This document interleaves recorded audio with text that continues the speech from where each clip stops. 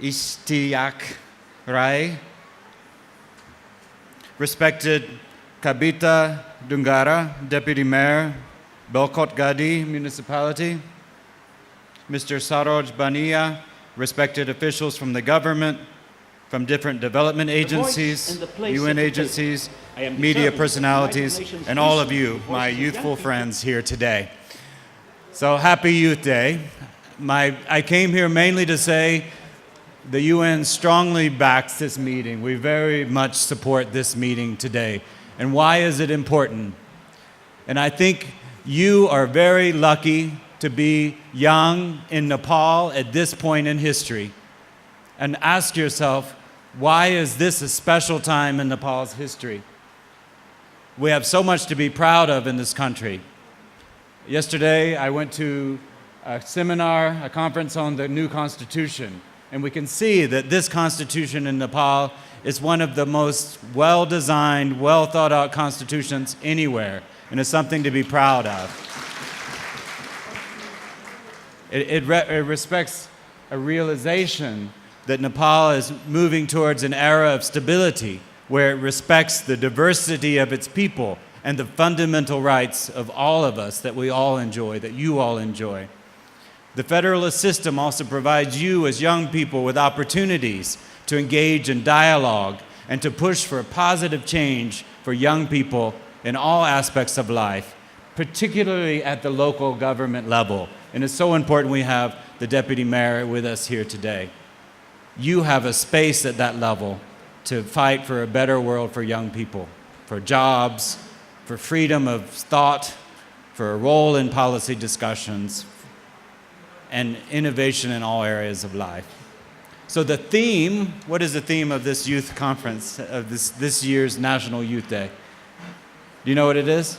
You heard from the last guys. Safe spaces. Safe spaces. Now, what is this safe spaces? I can hardly say it. I think at the heart, it's giving a space for innovation, for young people to come together in different spheres of life and envision a better world. Now, I want to ask you, first of all, what do you as young people bring to the table that us older people don't necessarily have at our stage of life? What is it that youth have that's special? Energy. Okay, so we're all tired here. Look how tired we are sitting here. Yes, you have energy. But I think something happens when I look at myself. You know, I'm 54 years old. I've changed since I was your age a lot. And one of the things that happen is that when you're young, you have a lot of crazy ideas, and you don't know if they're going to fly or not, but you're willing to try.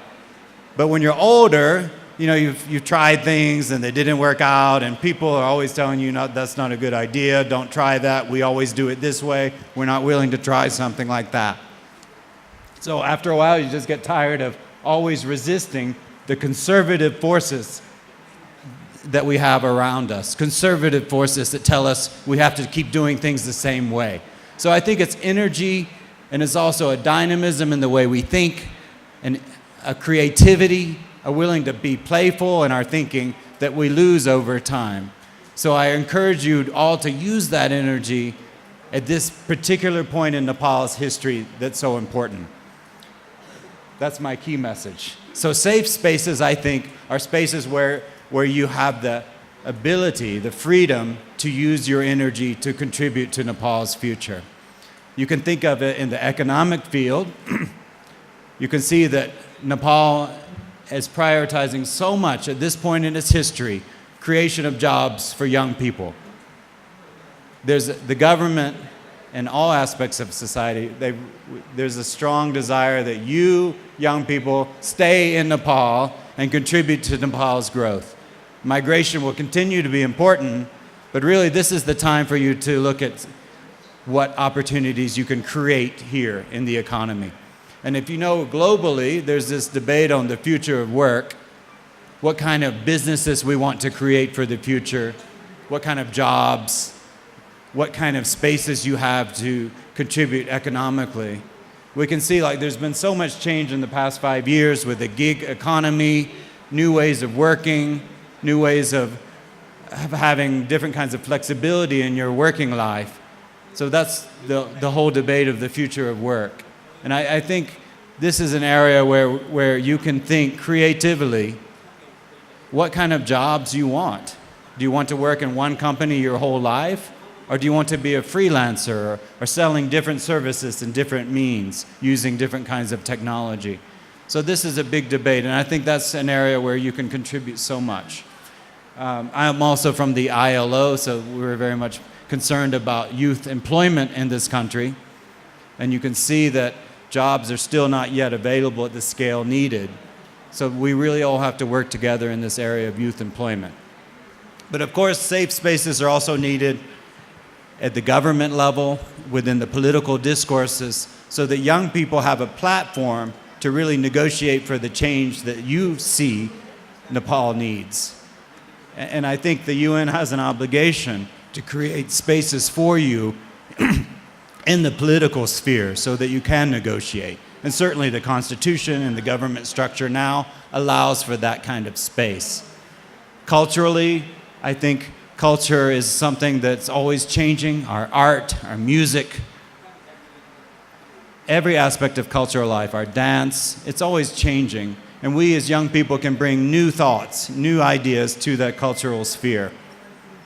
So I don't want to go on about all the kind of safe spaces we need, but I think a key aspect we need to consider really is the diversity of young people today. We're all from different economic backgrounds, classes, religions, castes, and it's important that when we create spaces, we take into account the needs of those that are often left out of public discourse, and creating a world where diversity is respected in line with the Constitution. And I think this notion of safe space is really about also looking after those who are less fortunate than ourselves, making sure they have a space at the table, and that we respect that diversity and differences amongst us. So for Youth Day, I think this notion of safe space is something you really have to decide what it is. When I grew up, we had a safe space called the YMCA. It was a place where you could go and swim and play basketball, and you didn't have to pay any money. And it really brought people together of different economic backgrounds. They're very rich and they're very poor.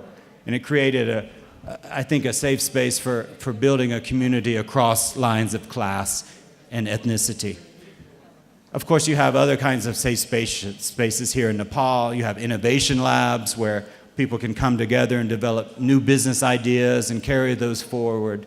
So there's a range of spaces, but this conference, I think, really is to turn this issue back over to you. What kind of safe spaces you really want to work together to create.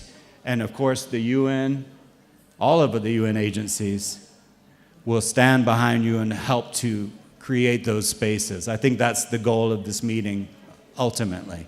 So good luck with that, and I thank you for having us here today. I wish you a very productive meeting, and thank you to all my distinguished colleagues on the stage. Thanks.